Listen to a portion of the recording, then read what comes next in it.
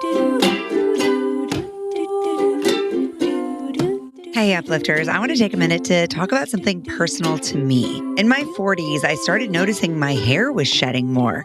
So a couple of months ago, I started using Nutrafol. I'm already seeing so much less shedding. And my teenage daughter, who notices absolutely everything, keeps commenting on how thick my hair looks. As someone who's built my career around rigorous science, I super love that Nutrafol was the first brand to clinically study hair thinning on menopausal women, which is why I am so proud to have them as a sponsor. Nutrafol takes a whole body approach to hair health, supporting you throughout your life stages. You can see thicker, stronger, faster growing hair with less shedding in just 3 to 6 months. For a limited time, Nutrafol is offering our listeners $10 off your first month subscription and free shipping when you go to Nutrafol.com and enter the promo code Uplifters.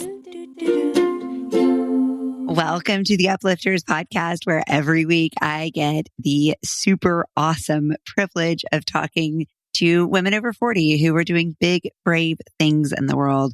This week, I get to talk to Kiersten Barnet.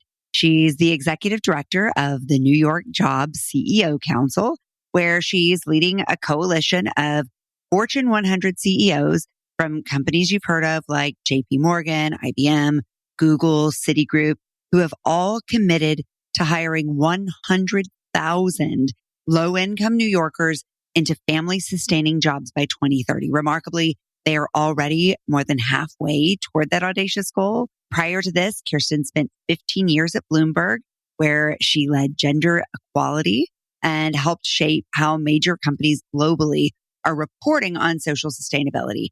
Kiersten also co-founded the US 30% Club, a group of influential CEOs, including Warren Buffett and Larry Fink, and sits on several nonprofit and advisory boards. And yet, Kiersten, with all of this background, you probably didn't come into life with a crystal ball, knowing you were going to do all this big, important work in your life. That's so true. I don't think I knew any of the jobs I've had existed until basically just before I had them. Yeah. Yeah. And I mean, I think in some of them, you have likely created the category and the conversation around these things. Yes, which I think we're going to see even more of just as we think about where the future of work is going. I think that's so true. I often tell younger people when they say, I want your job or I want that job, I'm like, don't want those jobs. That job's either going to be a 10th of a job in a year or it's going to be 10 jobs in a year. So just focus on what you like to do and moving forward. Yeah. Well said. I love that. Yeah. I've given similar advice to my kids, which is I have no idea where the world is going. So you might as well do something you really love doing and see what happens, because none of us actually have a crystal ball on that. Yeah, actually, I have a funny story on that. My first job at Bloomberg, I was 22 or 23, and I was interviewing for an assistant role in the president's office. And my final interview was with him. And I remember I read Bloomberg by Bloomberg cover to cover the night before. I prepared so much. I'm thinking the interview's going well. And at the end, the last question he asked me is, so what do you want to be when you grow up? And I said, I don't know. I haven't figured it out yet. And I left and thought, what a stupid answer. Like, I can't believe I didn't have an answer. Just you should have said Bloomberg to start. And later I was told that he left the interview and said to his chief of staff, I like her. I asked her what she wanted to be when she grew up, and she said she hadn't figured it out yet. He said, me neither. So anyway, yeah. I love that.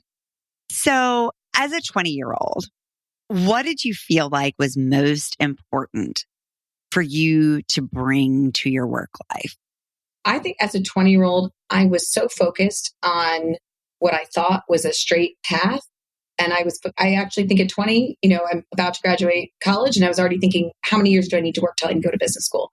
What's the average? What am I supposed to? I mean, it was, my mindset was not always the way it is now, as fluid.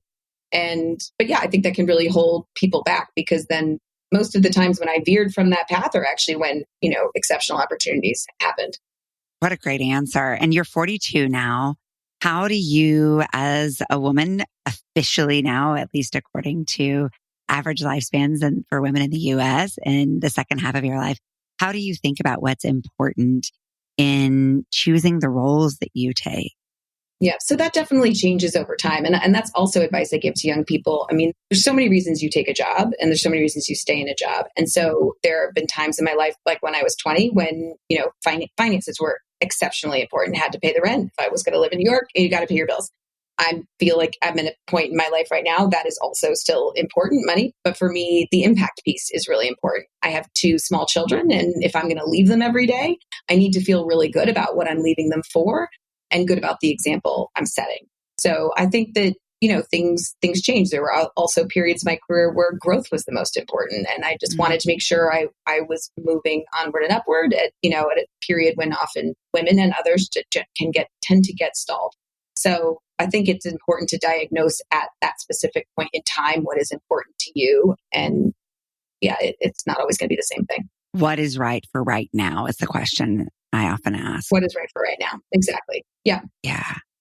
And so for you at this stage, how do you measure success? I am lucky enough that I feel for most of my career, I've been excited to get up and go to work every day. And obviously, everyone has bad days, but that's for the most part how I feel. I feel like if that changes, then it probably means it's time to move on. But as long as that's going, then I think that feels successful. Again, having a family, you redefine what success looks like so much because you need to find that balance. And I think of balance not in a week or a month, but more like in a year. Do I feel overall that I'm, spending enough time with my children? I'm able to focus on what's important now in my marriage and also being able to have the impact that I want to have in what I'm doing professionally. And yeah, I think if those things feel right, then like not broken, don't fix it. And when those things start to feel off is usually when it means you need to rebalance your priorities. I think as we grow up, I'm not even sure if that's the word for it, but it feels like, in the spirit of, there's research that shows our growth mindset peaks in our 40s. And so we are, as you said, you talked about growing as in sort of positional power, right? Like you have titles and influence and the ability to make broader impact, but we're growing in terms of our understanding, our knowledge, our networks, all of that as we age too. And so as you think about that now, what do you feel like is most important for keeping you in a growth mindset, especially as a leader, where I think there can be a tendency sometimes to like be at the top of an organization and feel a little bit like you have to have all the answers. And so you stop asking questions. Oh, that's so interesting. Yeah. I think that asking questions is so important, both in leadership, but in being effective at any job. It's one of the things I look for most when hiring people too, is a sense of curiosity, because that's what's going to lead you to ask the right questions. And, part of the reason you have diverse teams, as spoken about before, is because then everyone's going to ask different questions, and you need a lot of different questions. You need people to poke a lot of different holes. I mean, ultimately that's when innovative things happen. But yeah, I love to feel challenged. I love to learn. And so there's a period of your life where that's happening in the classroom. There's a period in my life when I thought that was going to happen in business school. Instead, I took a chief of staff job. I now say that was my business school. I followed a global leader around the world to 40 countries and met with colleagues and clients and was learning every day. And so I think as long as I can feel like I'm absorbing new information, and that's through networks, through people, through the work that you're actually doing, through making mistakes and learning from those, then that fuels me. And I also think that's also what I then bring back to my family too. In my home life is it's all connected. And the things I'm learning at work and the things I'm learning at home, yeah, they all tie together. I love that answer. I think about the scale of the problem you're trying to solve right now, which I can't think of a model where anyone has set such an audacious goal for something that is so systemically, deeply challenging. And now I think the current climate makes it exponentially more difficult. So when you are faced with the biggest, hairiest problems, like the one you are currently facing, where do you begin, Kiersten?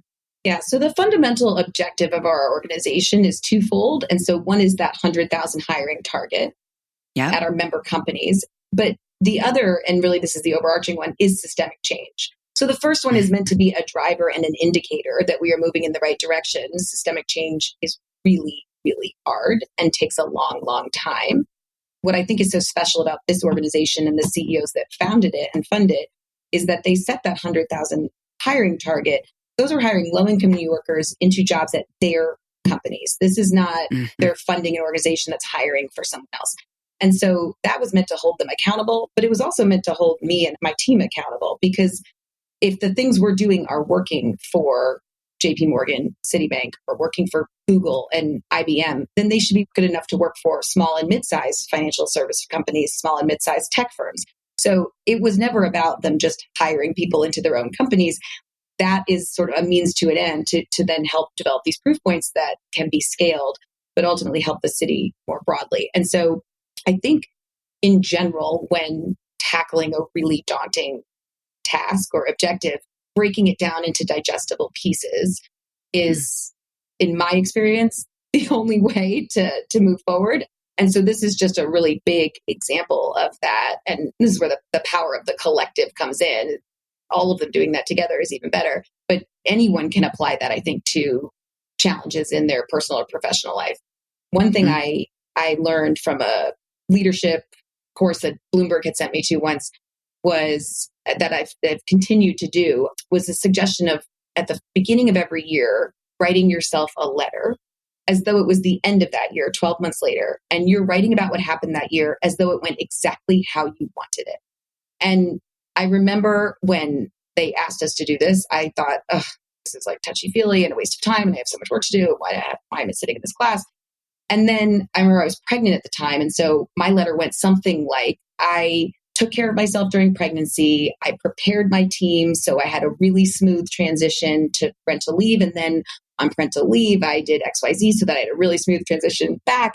And I'm just using those because they're easy examples, but it was, okay, well, so what has to happen in order for that to happen? And so it's, well, then let's back into it. It means I need to start preparing my team XYZ here. It means I need to start going to, I don't know, prenatal yoga once a week. And it sort of forces you to map out, one, your priorities at the highest level, which I think is just so important. It's rare someone actually just says to you, what are your priorities? Not your boss's priorities, but like, what are your priorities? And holistically across both your personal and professional life, and not taking one in a vacuum. And then two, how do you get there? And then you map it out. And then three, so now you can hold yourself accountable along the year to those steps. Am I behind? Have I done that? And I just think that's great. And there's so many times for me that I find the things that are causing stress are actually not the big things. It's more the lack of structure. For example, oh my gosh, my husband and I are not seeing each other. We're shifts in the night. We're traveling. Well, then put date night on the calendar, like every week. And granted, it'll get moved 1 out of 2 weeks, but at least it's there. It's so much harder to do this when you're then feeling like we haven't seen each other. Let's do that. And the same with work. You want to launch a big marketing campaign. That was one of mine for 2024. Well, then I got to hire a marketing director. Let's step one. And so rather than sometimes we find ourselves just sitting around thinking about things we want to do and sort of feeling like paralyzed in what the first step is because it's such a big thing. When you break it down, I find that is much easier to feel achievable and also to hold yourself accountable to the things you need to do and the timeline you need to do it on. I love it. And I was really curious how you prioritize. And that answer, I think, provides so much universally relevant insight for us. And it is this practice of zooming out, getting a big picture, and then zooming in way down to the details. And from a behavior change standpoint, what we're often talking about is, yes, getting really clear on what your intentions and aims are, and then what makes it hard. Yeah. And for you, what makes it easy? I think what's interesting is in some cases, the older I've gotten, the more, and probably just because I've taken on the role of wife, mother, but community member, but I feel like the more it's easy to get confused on, is this what I want or is this what I'm supposed to want? And so to your point about prioritization, never in the last 8 years that I've done this letter, like has cooking dinner every night come up. Now that's a thing that I often feel like would used to feel bad about. Like I'm not home cooking dinner every night. I'm not home cooking dinner every night. But am I feeling bad about that because that's important to me, or am I feeling bad about it because a lot of other moms are home in time to cook dinner at night? And so I could have picked that over date night and like said, going to be home to cook dinner every night. And that would also be an achievable goal. And we would map it out and we'd put it on the calendar. But I didn't. And so it forces you to be really honest with yourself about what you want, what makes you happy. And again, you can't do that when you're have both, a work and a personal life without taking the two together. Yeah. I call that the art of strategic neglect. I like that. Yes. Here is what I will strategically not be feeling guilty for. Yeah. So now occasionally my kids are like, oh my God, mom's cooking. And look at that. And it's fine. They're going to grow up knowing mom does not cook very often. That's okay. They see a lot of other good things. Absolutely. And maybe they're learning to cook a little sooner. Exactly. Learning ways to manage meal making outside of cooking, right? It teaches resourcefulness. We're never going to get all the things done. No. So we might as well be honest and then move on, because I do think one of the most distracting things that gets in our way is all of the shoulds and the ought tos, when oftentimes they're not even aligned with what we really care about. Right. And I think sometimes we also diagnose stress.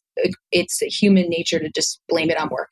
Like, oh, I feel stressed out. It's because of work. It's because of work. It's because of work. And I think that kind of isn't really doing justice to work, because sometimes it's because of work, but sometimes it's because your kids have a hectic schedule, or you're haven't gotten to the gym, or but that it's not always work. And so I think being really clear on what it is that's causing you stress, and then how can you mitigate that so that all aspects of your life are more fluid, is important.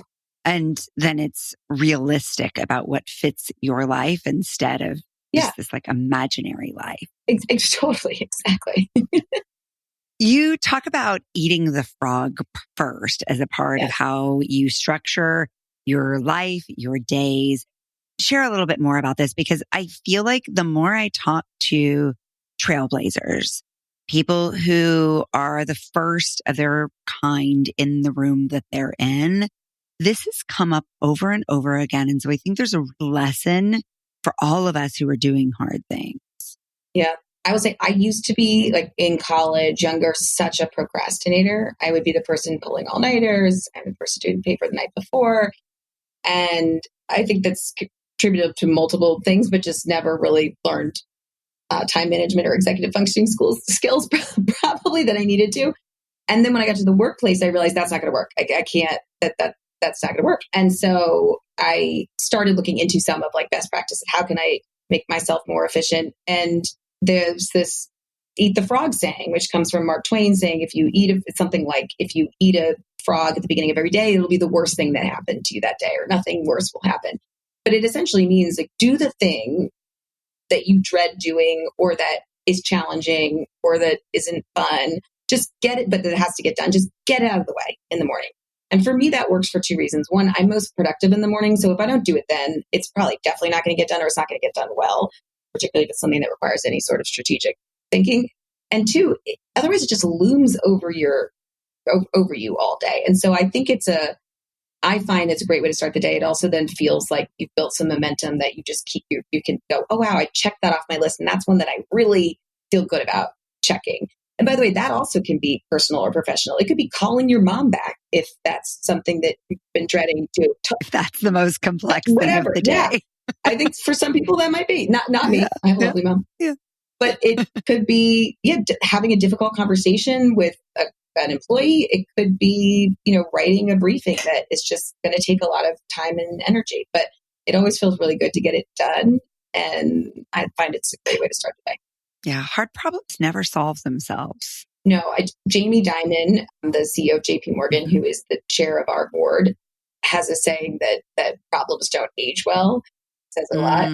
It says, it's the same concept. Like, if you have to deliver bad news, do it right away. If you have to take accountability, do it now. Nothing gets better.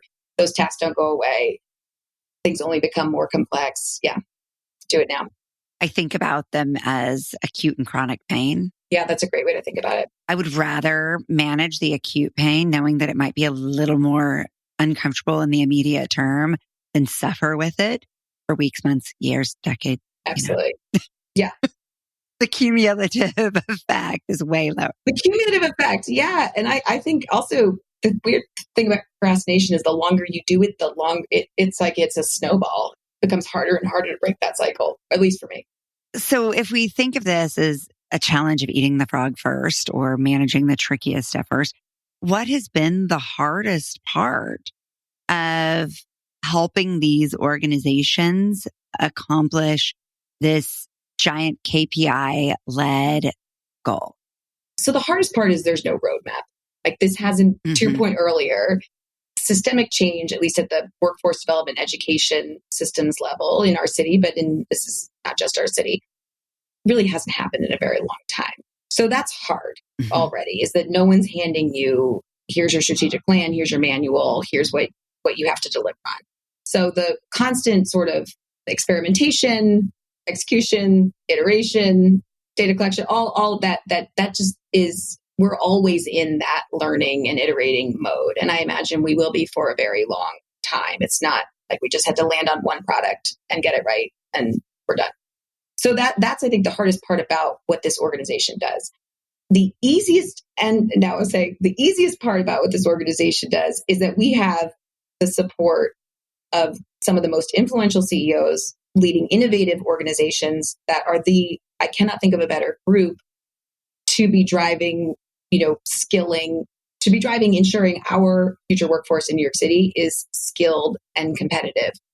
They're leading real time on developments in AI. They're leading real time in developments in healthcare. Who better to know? And what a great group of employers to signal to the community what's needed. I say that's the easiest thing, and that's a blessing. Like that is such a gift that I have in leading this organization. But I think also one of my biggest challenges is how do you leverage them? And that's a big part of my job. The thing with CEOs is that are committed to a cause, like they're all in, and anything they're leading from the top. They want to do it, they can do it. But you have to know the right ask. I think that in itself can be really challenging. We've all been in this position before. You're someone looking for job advice or so. You're like, how can I help? Because you need someone to tell you, right? And so figuring out what the right asks are and for the right organizations so that it will, to be able to connect to the work that needs to get done is how I spend a lot of my time. But I feel like every day I am aware that this is mine to lose. If this group of business leaders cannot get it done, if our organization with the support of them cannot get it done under my leadership, then I'm the wrong leader. Then that's a problem. We can't blame it on anything. Back to like blaming stress on work. You can't blame it on anything else because you've got all the support you need there to tackle this really hard challenge. Okay. I need to know more about both of these. On that one first, like how do you hold that level of agency and accountability without feeling completely overwhelmed or like paralyzed just by the level of responsibility?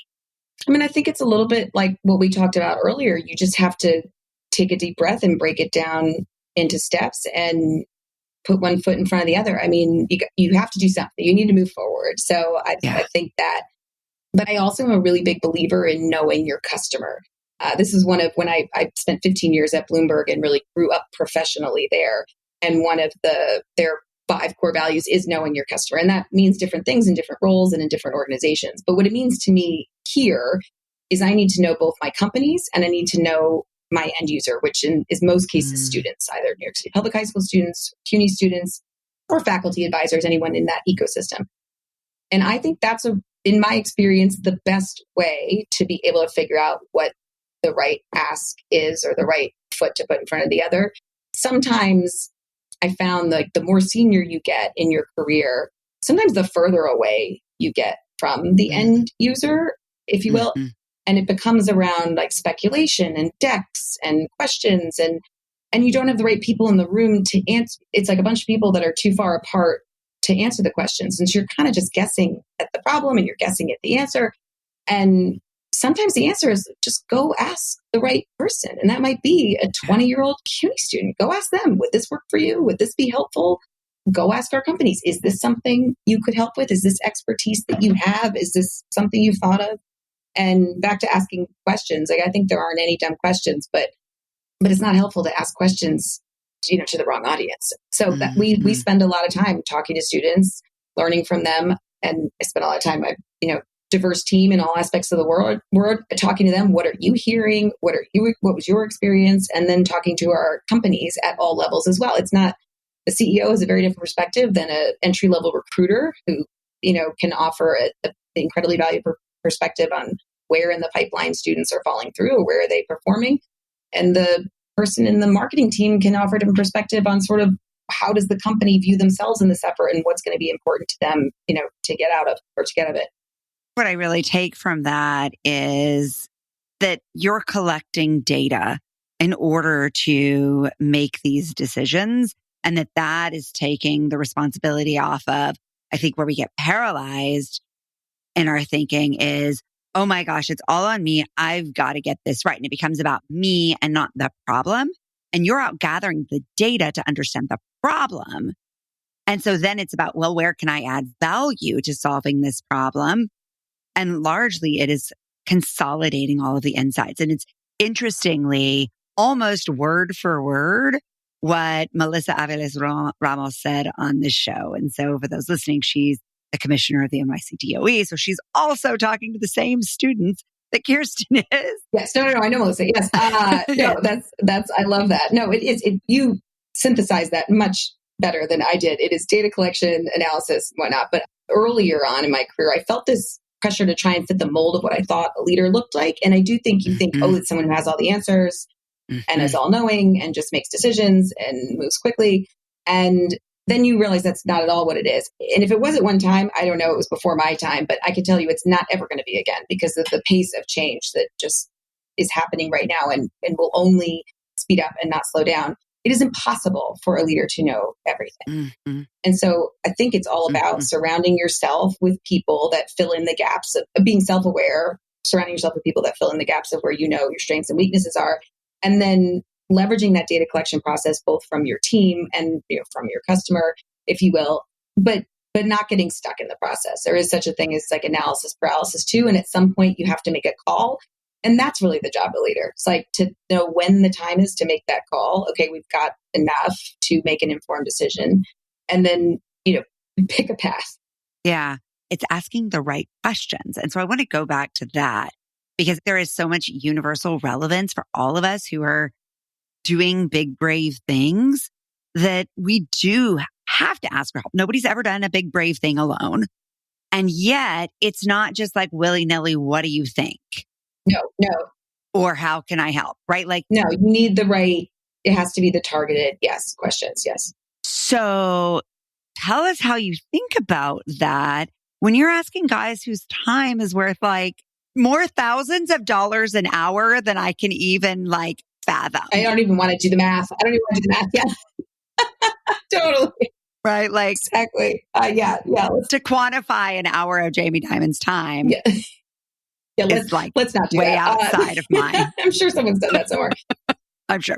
Well, I think, again, it depends on your audience, the questions you're asking. So I think that's where the wrong question to ask for CEOs is just, how can you help? That's the wrong question, right? So vague. You have to ask some other people some questions to even figure out how you think they can help. And then I think this is where we see you could add a lot of value. Here's an example. CUNY came to us a couple summers ago and said, is there something we can do for tech students that didn't get an internship that will still help boost their resume come fall when they're applying for jobs?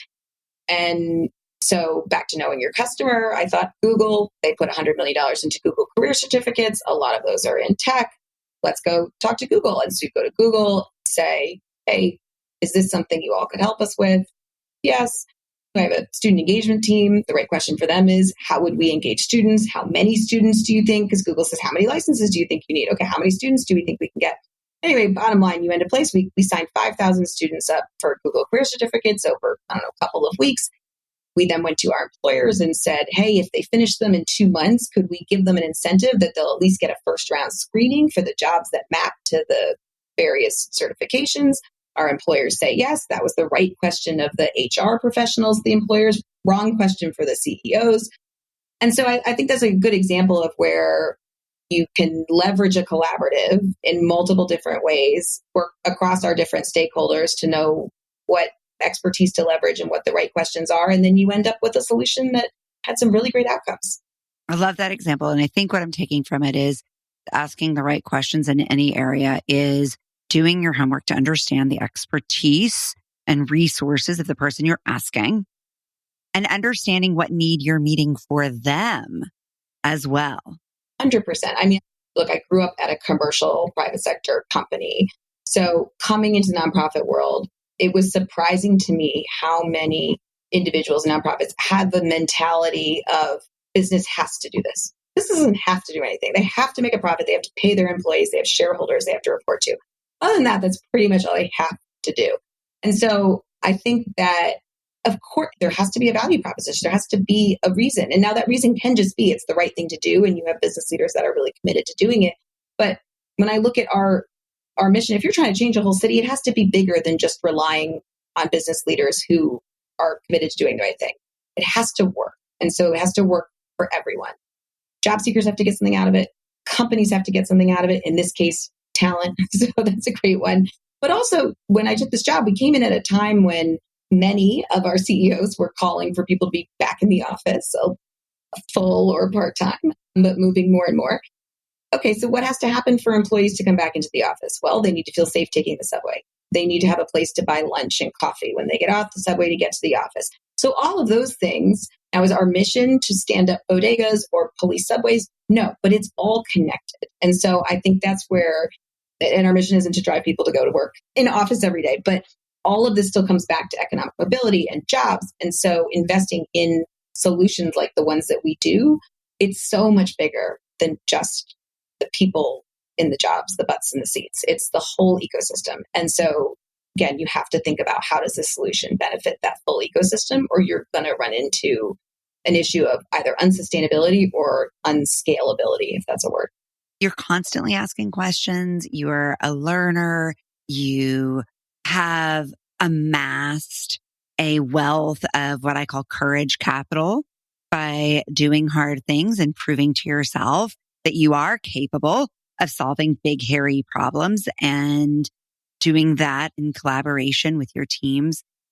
Does anything scare you as a leader still? I think most people, or certainly me, we're all scared of failure. It doesn't mean it's not going to happen. And it happens small or big ways. Being scared of it doesn't stop it from happening. It doesn't stop from happening. Look at that. Also a waste of time, being scared of the failure.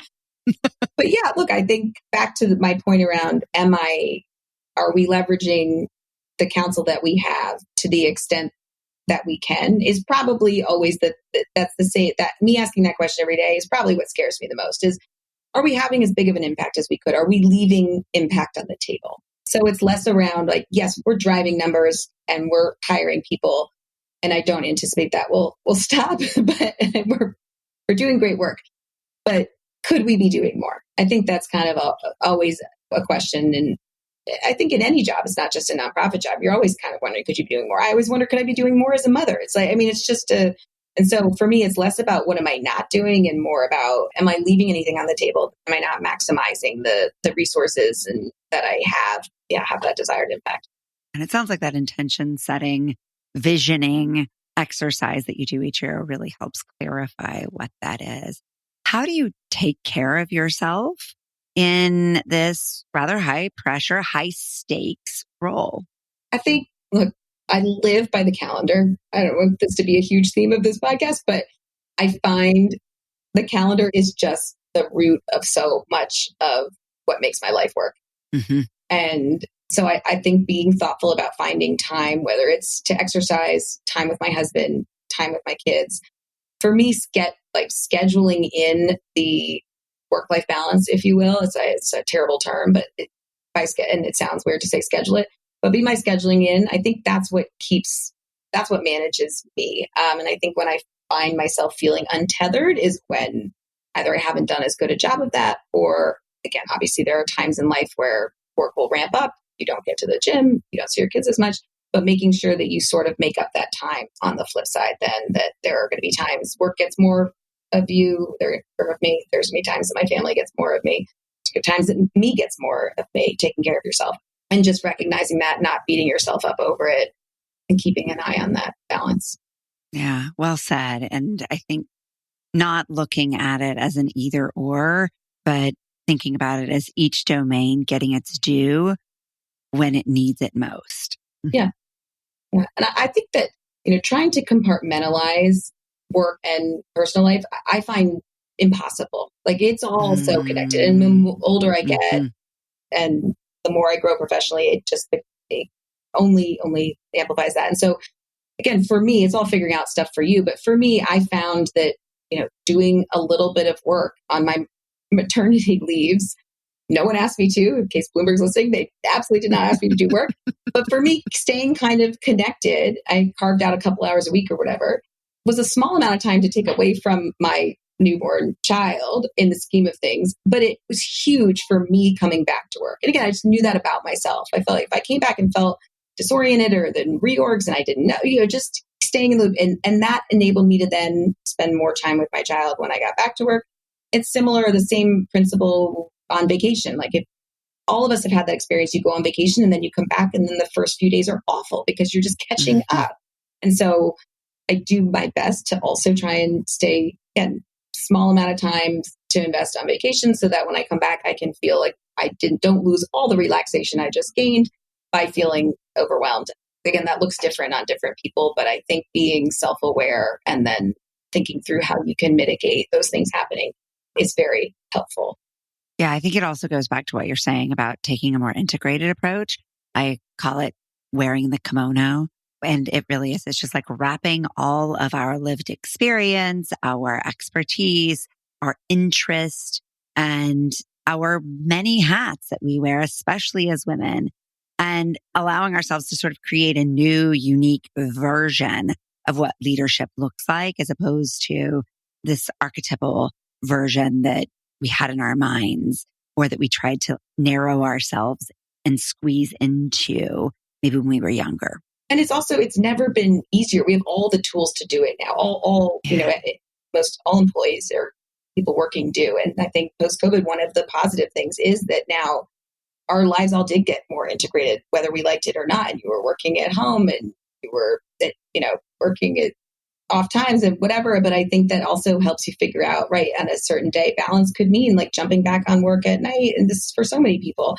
Because I wanted to be in my daughter's music class that day. I think that that's actually a benefit of today is that those things are all possible. Whereas a generation before that wasn't an option, which I imagine was much harder.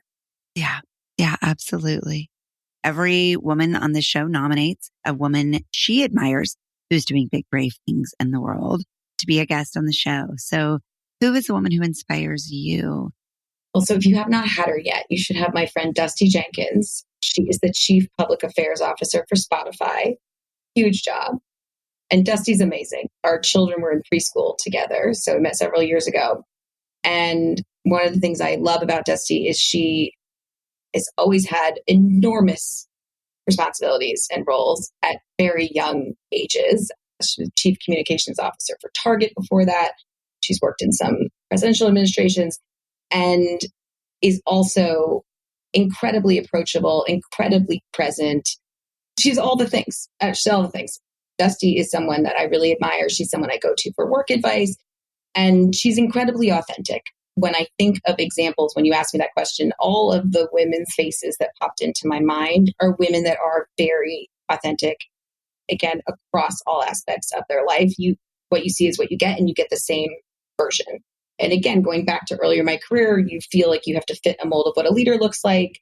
You feel like you need to dress a certain way or sound a certain way.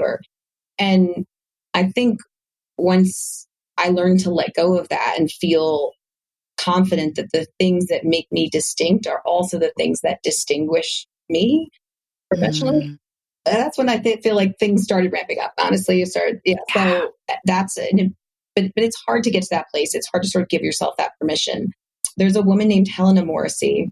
She lives in London. She was, when I met her, CEO of Newton Asset Management, which is arm of the Bank of New York Mellon. I think they were like a fund of $85 billion. She was in her 40s. Just CEO, she has 9 children.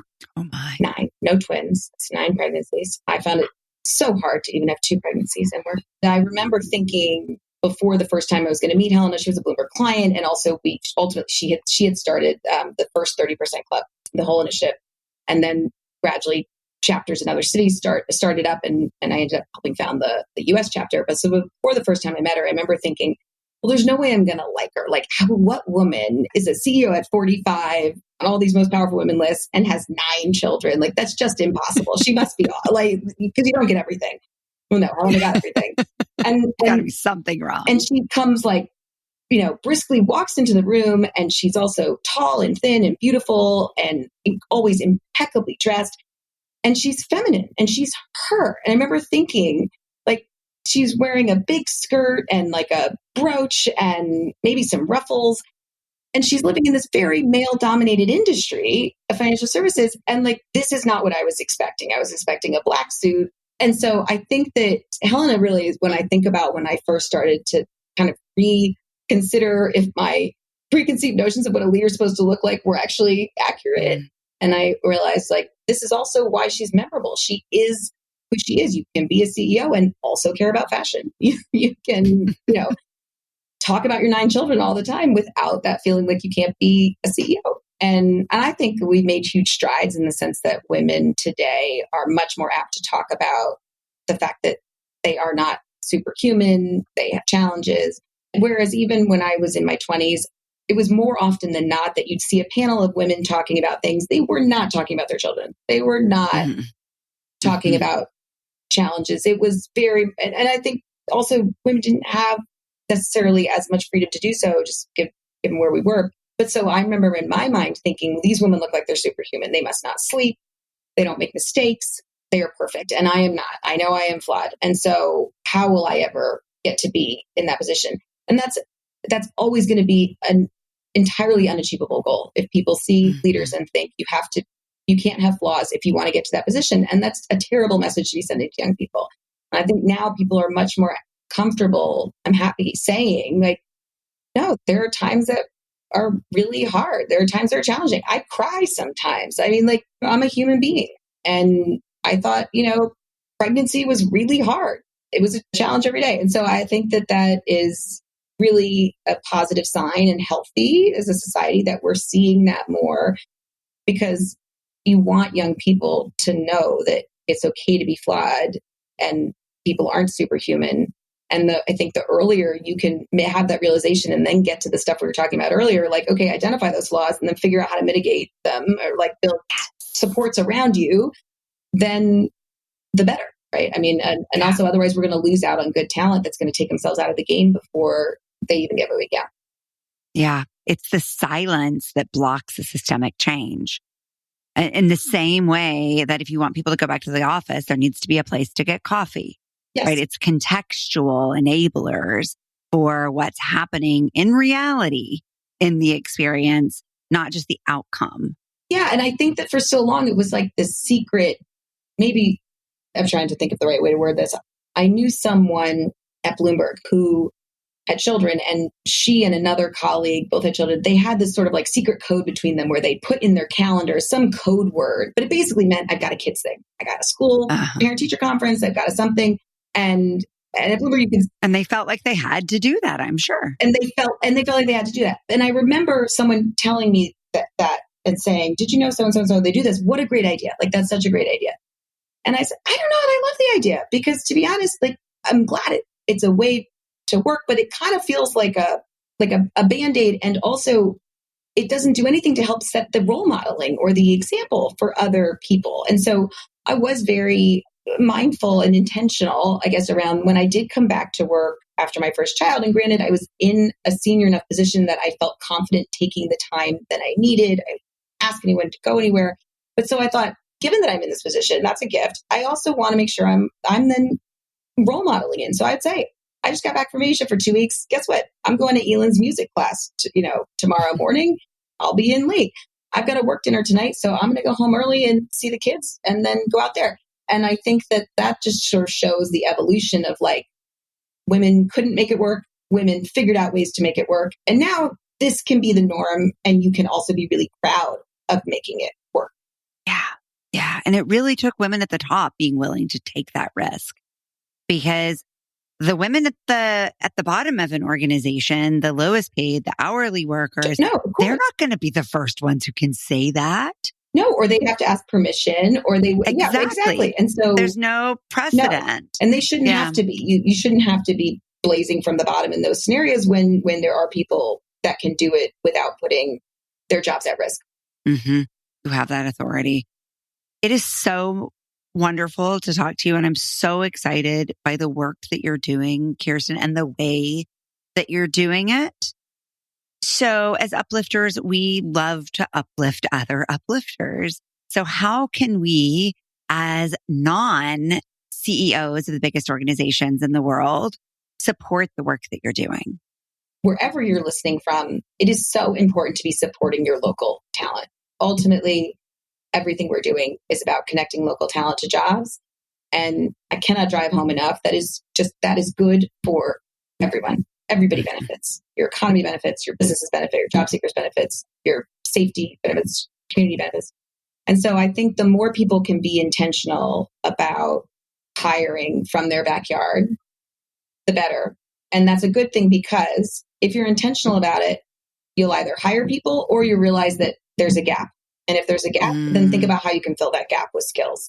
And I think that the beauty of this effort is that we work with the public sector, but we are funded and led by the private sector. And the private sector, traditionally, it hasn't been its job to skill people. You get them once they're skilled. That's education's job in our country.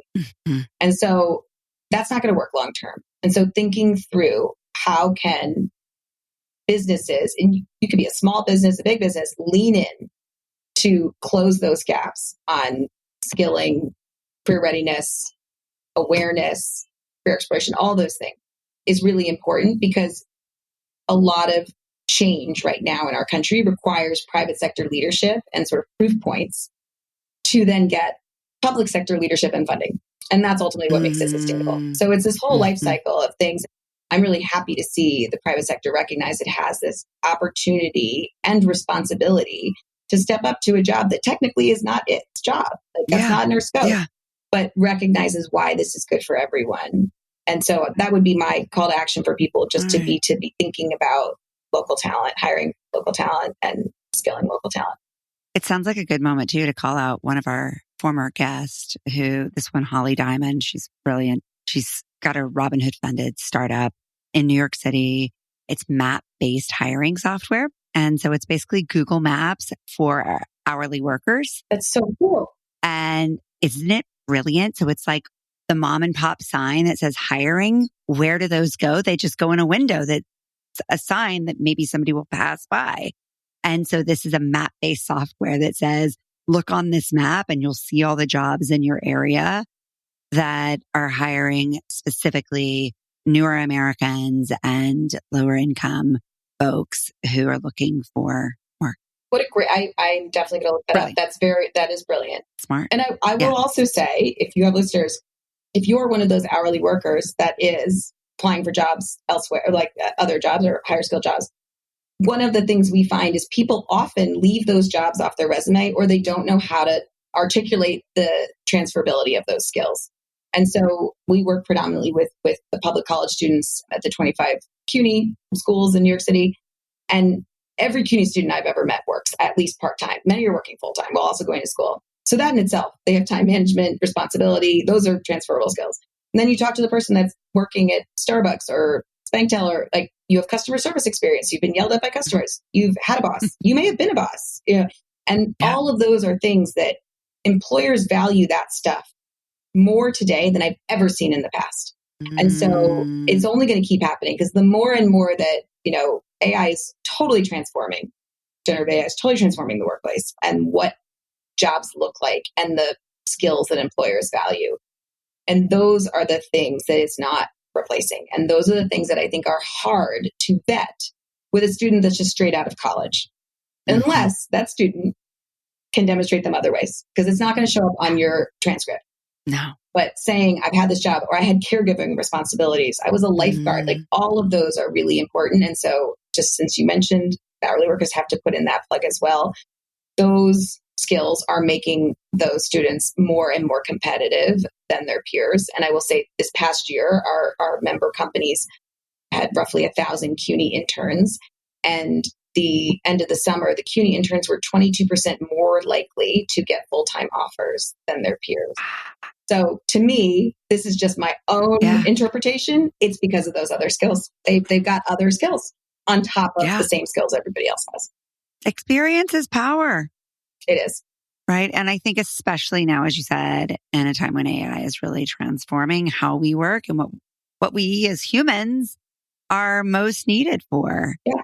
And so lean into. And that is my biggest worry. I'm like, I have a lot of lived experience. And so I think one of the big questions we're all asking is like, what will lived experience look like for the next generation who don't have the same or even the similar career journey as the past generation? Yeah. And so it's back to lean into the things that differentiate you. And that could be your job at Starbucks. Yeah. Yeah. And I love that you bring up caregiving because I think that's such an important and relevant one. So great to talk to you. I can't wait to see what you guys do. We'll be following along with so much excitement for you in this project. For those of you listening, I'll put links to Kiersten's work in the show notes. Please follow along with her and support this work and this mission. Thanks. Thank you for listening to the Uplifters podcast. If you're getting a boost from these episodes, please share them with the uplifters in your life and then join us in conversation over at theuplifterspodcast.com. Head over to Spotify, Apple Podcast, or wherever you get your podcast and follow, and rate our show. It'll really help us connect with more uplifters, and it'll ensure you never miss one of these beautiful stories. Mwah! Big love. Painted water sunshine with rosemary and thyme. Dwell in the perplexing, though you find it vexing. Toss a star and hover, be your own best lover. Relish in a new prime, plant a tree in springtime. Dance with idle hindsight, bring the sun to twilight. Lift you up, whoa. Lift you up, whoa. Lift you up, whoa. Lift you up. Lift you up, whoa. Lift you up, whoa. Lift you up, whoa. Lift you up.